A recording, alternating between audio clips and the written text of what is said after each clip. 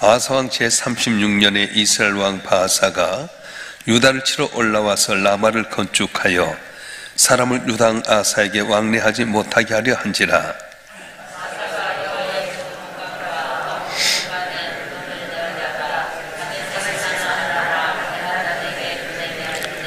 내 아버지와 당신의 아버지 사이와 같이 나와 당신 사이에 약조하자. 내가 당신에게 은금을 보내노니 와서 이스라엘 왕 바사와 세운 약조를 깨뜨려 그가 나를 떠나게 하라 하며,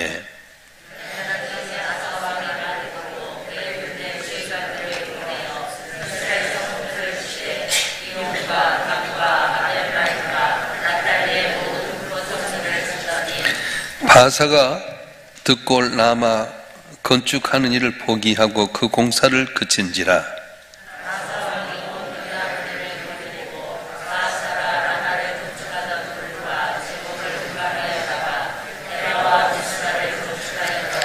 그때 선견자 하나니가 유당 아사에게 나와서 그에게 이르되, 왕이 아람 왕을 의지하고 왕이 하나님 여호와를 의지하지 아니하였으므로 아람 왕의 군대가 왕의 손에서 벗어났나이다.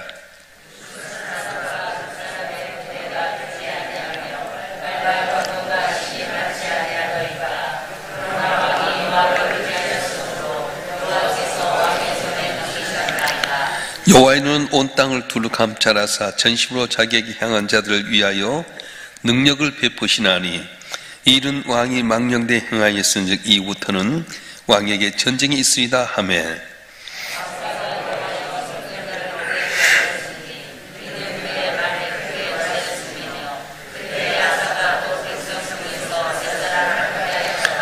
아사의 처음부터 끝까지 행적은 유다와 이스라엘 11기에 기록되니라.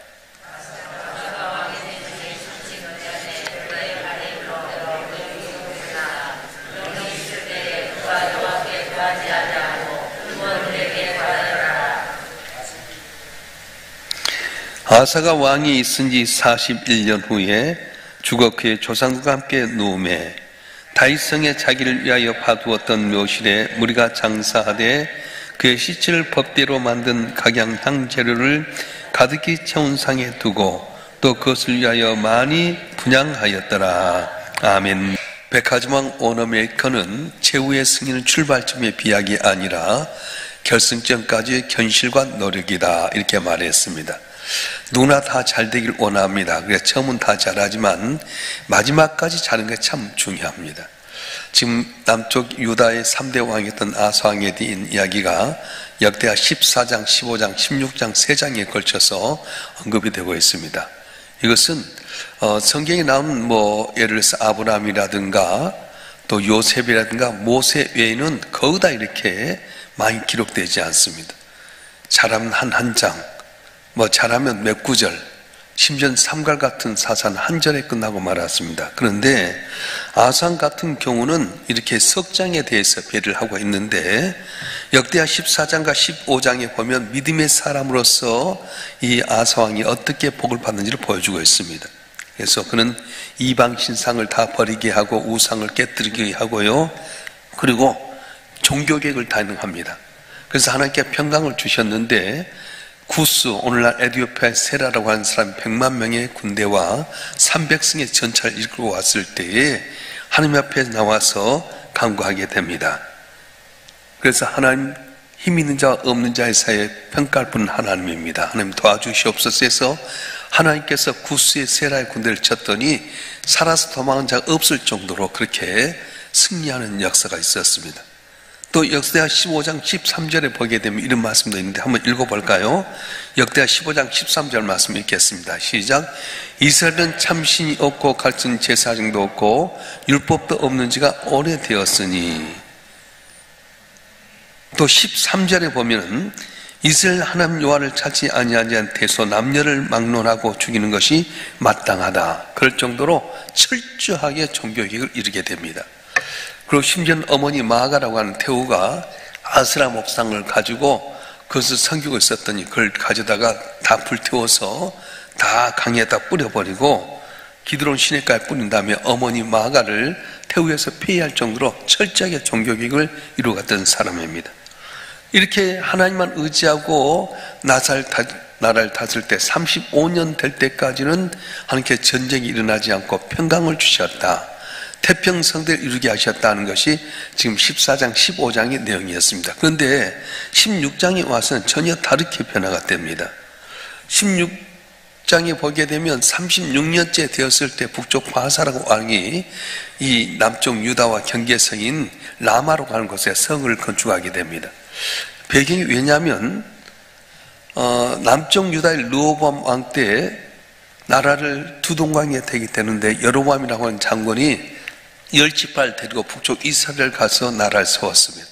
한창 전쟁이 처음에는 있었다가 전쟁이 끝이었은 다음에 이제 이스라엘 백성들이 예루살렘 성을 향해 가서 예루살렘 성전에 가서 제사를 드리니까 여로보암이 베델과 단에다가 이제 이렇게 제단을 쌓게 되고 우상을 만들어서 금송아지를 만들어서 못 가게 만들었어요. 그런데도 불구하고 국경을 넘어서 이스라엘로 가서 예루살렘에서 이렇게 예배하니까 이제 남쪽에 못 나가도록 하기 위해서 바사라고 하는 북쪽 이스라엘 왕이 라마라고 하는 국경에다가 성을 건축하게 됩니다. 단지 이스라엘 백성 못 건너가게 하는 것이 목적이 아니라 군사적인 면에서 굉장히 남쪽 유다를 압박할 수 있는 그런 성이었습니다. 그럴 때 우리 같으면 하나님 앞에 또 기도해야 될 텐데 어떻게 했을까요? 여태쯤 하나님 도움을 요청했을까요?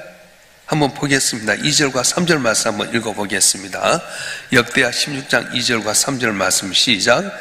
아사가 여호와의 전 곡간과 왕궁 곡간의 은금을 내어다가 다메섹에 산 아람 왕 베나다드에게 보내며 이르되 내 아버지와 당신의 아버지 사이와 같이 나와 당신 사이에 약조하자. 내가 당신의 은금을 보내노니 와서 이스라엘 왕 바사와 세운 약조를 깨뜨려 나를 떠나게 하라. 아멘.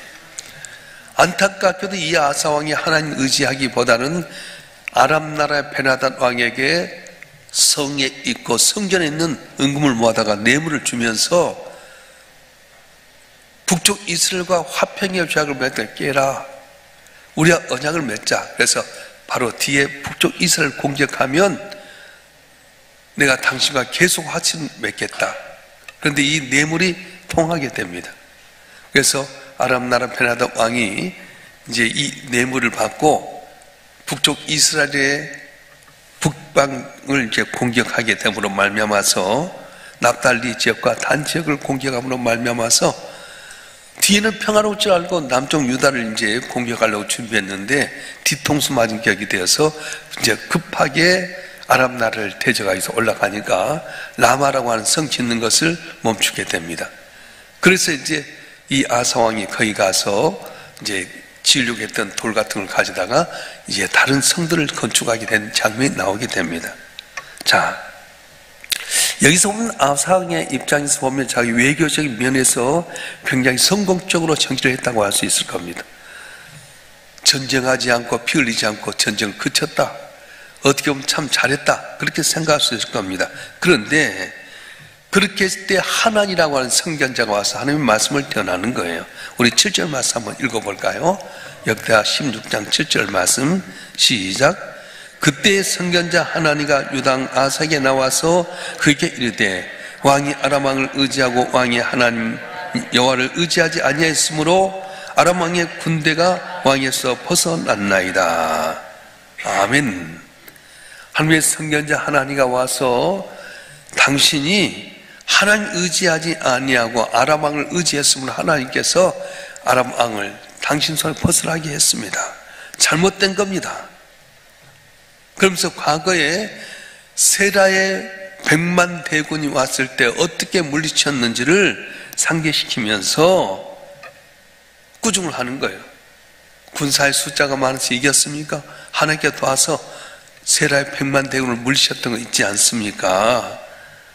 왜 지금 하나님 의지하지 않고 이방 사람 의지합니까? 책망했을 때에 중요한 말을 하는 거예요. 우리 9절 말씀 한번 볼까요? 9절 말씀 시작. 여호와의 눈은 온 땅을 두루 감찰하사 전심으로 자기의 향한 자들 위하여 능력을 베푸시나니 이른 왕이 망령되 행하였은즉 이후부터는 왕에게 전쟁이 있으리다. 아멘. 여호와의 눈은 온 땅을 두루 감찰하사 전심으로 자기에게 향한 자를 위하여 능력을 베푸시나니. 온 땅을 두루 살피시면서 하나님을 향하는 자에게서 능력을 베푸신다. 그리고 하는 말이 왕이 망령되이 행했다. 이 망령되이 행했다는 어리석게 행했다 그런 말입니다. 하나님 의지하기보다는 아람 왕을 의지했다. 이 망령된 행실이라는 겁니다. 그래서 하나님께서 평안을 주셨는데 깨닫지 못하고 사람을 의지함으로 말미암아서 이제는 하나님께서 전쟁이 있게 하신다 그렇게 말씀하는 거예요. 선견자 이 말을 들었으면 어떻게 해야 될 것 같습니까? 아이고 하나님 내가 잘못했습니다. 전에 세라의 백만 대군과 싸울 때 하나님께 날 지키셔서 평화가 있었는데 제가 잠깐 착각해서 아람을 의지했습니다. 회개해야 될 텐데 선견자 하나를 감옥에 가둬버렸어요. 그리고 선견자 하나님의 말에 동의했던 남쪽 유다 사람들을 핍박했다 성경 이야기합니다. 자, 우리 10절 말씀 읽어보겠습니다. 10절 말씀 시작. 아사가 노하여 선견자를 옥에 가두었으니 그의 말에 크게 노하였음이며 그때 아사가 또 백성 중에서 몇 사람을 학대하였더라. 하나님을 통해서 하나님 말씀이 왔을 때 아멘하고 회개하고 자복해야 될 텐데 하나님이라고 한 선견자를 감옥에 가두고 또 다른 백성들 충성된 유다 사람 핍박하니까 결국 하나님께서 그 왕이 오른 지 39년 되던 때에, 그러니까 전쟁은 36년째였어요. 3년이 지난 다음에 그게 발병이 나게 됩니다. 그 발병이 무좀이었는지 통풍이었는지 모르지만은 39년째 병이 오게 됐어요. 근데 옛날 같으면 이 병이 왔으면 하나님 앞에 나와서 기도하고 의지해야 될 텐데 어떻게 하는 겁니까? 우리 12절 말씀 보겠습니다. 12절 말씀 시작. 아사가 왕이 된 지 39년에 그의 발이 병들어 매우 이독했으나 병이 있을 때 그가 여호와께 구하지 아니하고 의원들에게 구하였더라. 누구에게 구했다고요? 의원들에게 구했다는 거예요. 하나님께 구한 것이 아니라 의원들에게 구했다. 그래서 선견자를 통해서 한 말씀을 전했는데도 불구하고 듣지 아니하고 육신의 질병을 통해서 말씀했는데도 불구하고 듣지 아니하고 결국은 자기 생각대로 하다가 결국 발병이 나서 죽고 말았어요. 성경에서 보면 발병으로 죽었다는 사람은 아상 하나뿐입니다. 자, 오늘 본문의 말씀 뭘 우리에게 교훈합니까? 외국과 평화조약 맺으면 안 된다는 겁니까? 그렇지 않습니다. 예수님도 말씀하셨어요. 어떤 임금이 다른 임금과 싸우러 갈 때 먼저 앉아 1만 명으로서 저 2만 명을 거느리고 오는 자를 대적할 수 있을까 해야 하지 아니하겠느냐. 만일 못할 터이면 그가 아직 멀리 있을 때 사신 보내서 화친을 청할지니라 한 거 보면 외국과의 화친 맺지 말라는 이야기가 아니에요.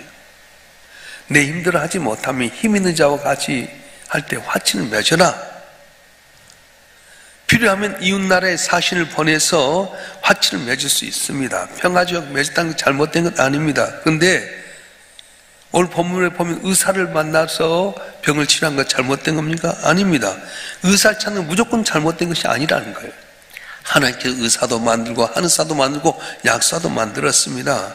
우리가 병에 걸렸을 때 의사 찾고 한의사 찾고 약사 찾는 것 잘못된 것 아닙니다. 근데 문제는 의사를 찾기 전에 먼저 하나님께 기도하고 찾으라고 하는 거였어요. 할렐루야. 성도 여러분, 한 분 한 분 여러분 병들면 병원에 가는 거 당연합니다. 그런데 병원 가신 것이 잘못된 것이 아니라 먼저 하나님께 기도하고 좋은 의사 선생님 만나게 하세요. 좋은 분 만나서 수술 잘하게 해주세요. 약 처방 잘하게 해서 기도하고 가라는 거예요.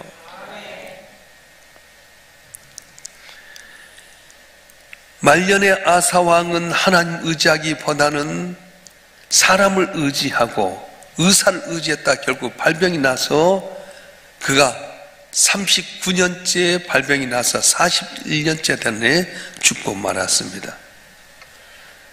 이사야서 31장 1절에 보면 하나님께서 이렇게 말씀하시는데요. 한번 읽어보겠습니다. 이사야서 31장 1절 말씀 시작. 도움을 구하러 애굽에 내려간 자들은 화 있을진저 그들은 말을 의지하며 병거의 많음과 마병의 힘이 강함을 의지하고 이스라엘 거룩하지를 앙무하지 아니하며 여호와를 구하지 아니하나니. 하나님이 안 강대국인 애굽에게 손을 내민 자는 화가 있을 거라 말합니다. 자, 스바냐 1장 6절 말씀도 한번 읽어볼까요? 스바냐 1장 6절 말씀. 스바냐 제가 읽겠습니다. 여호와를 배반하고 따르지 아니한 자들과 여호와를 찾지도 아니하며 구하지도 아니한 자들을 멸절하리라. 그렇게 말씀하셨습니다. 하나님 찾지 않은 자를 종말에 대해서 멸절시켜버리겠다고 말씀하는 겁니다. 하나님께 이스라엘 백성들이 당신이 아닌 세상의 선을 의지하고 살아가는 걸 싫어하십니다. 하나님께 당신의 백성들이 당신에게 손 내밀지 않고 살면 손 내미는 것을 좋아하지 않는다고 말씀하는 겁니다. 그런데 힘들고 어려울 때 하나님 앞에 손 내밀고 지금 의지한 자를 하면 어떻게 하십니까? 좋아하신다는 거예요.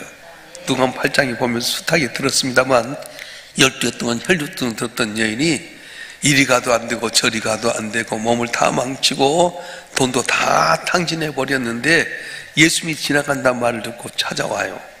사람이 인산인해를 이루고 예수님 둘러쌌는데 옷장만 잡아도 낫겠다는 그 믿음 갖고 살며시 와서 옷장을 잡았어요.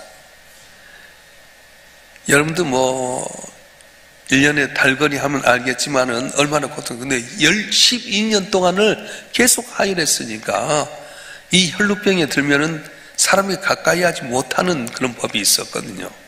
걸리면 돌 맞아 죽습니다. 그런데 얼굴을 가리운 채 주님 앞에 나서 옷장만 살며시 잡았는데 그 시로 그 병이 난 귀한 기적의 역사가 있었습니다. 여러분, 오늘 또 우리가 주님 앞에 나서 손 내밀 때 주님 거절지 않냐고 손잡아 주시는데 사람의 손을 잡기보다는 하나님의 손잡고 하나님을 의지하여서 담을 넣는 여러분 되길 좀 축원합니다. 영국의 비평가 존 러스키는 이렇게 말했어요. 티끌의 윤리란 책에서 이렇게 말했는데 모래와 흙과 불이 하나님의 손에 들려줄 때 사파이어가 되고 진흙이 하나님의 손에 붙잡힐 때 다이아몬드가 될 수 있다. 그렇게 이야기했습니다. 우리 인생의 승패는 내 인간의 노력과 애씀에 있지 않습니다. 위대하신 하나님의 손 안에 달려있다는 겁니다. 내 모습이 비록 진흙과 같이 보잘것 없을지라도 하나님 손에 붙잡힌 바 되게 되면 사파이어가 될 수도 있고 다이아몬드가 될 수 있는 귀한 은혜가 있게 된다는 거예요. 숱하게 교회에 나오면 주의 종들을 통해 이걸 말씀해 주잖아요. 성경 내용이 바로 그거잖아요. 하나님 의지하면 하나님 책임져 주신다. 말을 의지하지 말아라. 병들을 의지하지 말아라. 세상 의지하지 말아라. 오직 하나님만 의지하면 하나님 너를 고치시고 책임져 준다 말씀해 주셨잖아요. 그런데 우리는 어떻습니까? 어려울 때는 하나님 앞에 나서 기도하고 눈물 뿌려 기도하다가 좀 윤택하고 잘 되면 고개 들고 한 등져버리고 떠나버리는 거예요. 이게 바로 문제잖아요. 전 아사왕의 이야기를 이렇게 설교를 준비하는 가운데 솔로몬이 생각났어요. 솔로몬도 처음엔 잘했습니다. 얼마나 잘했습니까?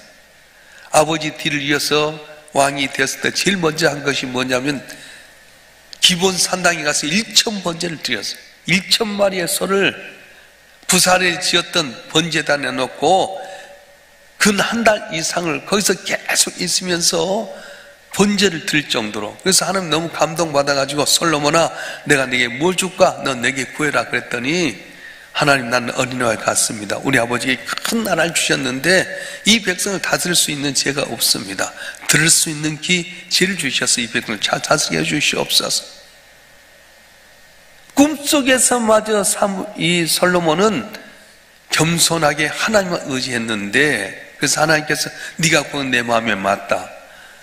네가 원한 지혜를 주어서 전무후무한 왕이 되게 하리라. 그리고 구하지 아니하는 부귀영화도 내게 주리라.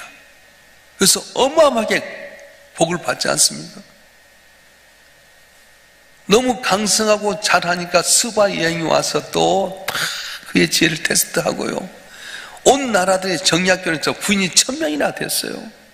근데 나중에 어떻습니까? 하나님을 기쁘게 해야 될 이 솔로몬이 자기가 데리고 온 아내들, 1000명 되는 아내들의 마음을 기쁘게 하기 위해서 애굽 바로의 딸을 자기 아내로 맞이했는데 그를 위해서 앞에다 궁전을 짓게 되고 거기다 다 마음 쏟고 우상을 섬기다가 결국은 어떻게 되는 거예요? 네 아버지 다윗을 봐서 네 때는 나를 나누지 않지 않지만 네 아들 때 나를 나누게 하리라. 오늘 우리의 삶 가운데 중요한 것은 겸손하라는 것. 처음 같지만 끝까지 간직하라는 거예요.